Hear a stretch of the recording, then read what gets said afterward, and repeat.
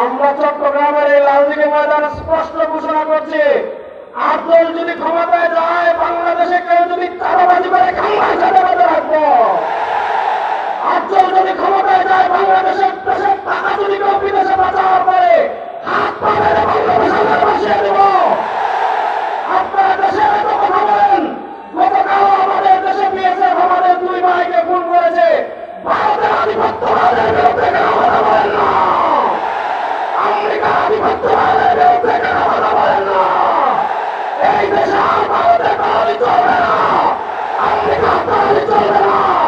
আগামী বাংলাদেশ হবে আল্লাহর কোরআনের বাংলাদেশ, ইসলামের বাংলাদেশ।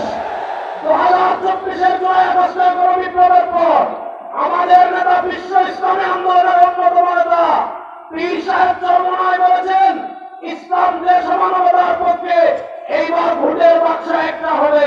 পীর সাহেব চরমনায়ের আহ্বানে আপনারা দেখতে পাচ্ছেন সারা বাংলাদেশে ইসলামের নতুন জবাব তৈরি হয়েছে।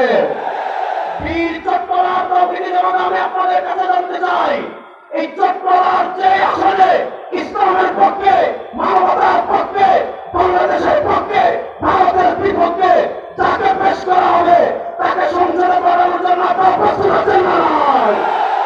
নারায়ে তাকবীর, নারায়ে তাকবীর, নারায়ে তাকবীর। পঞ্চমতের দিন শেষ।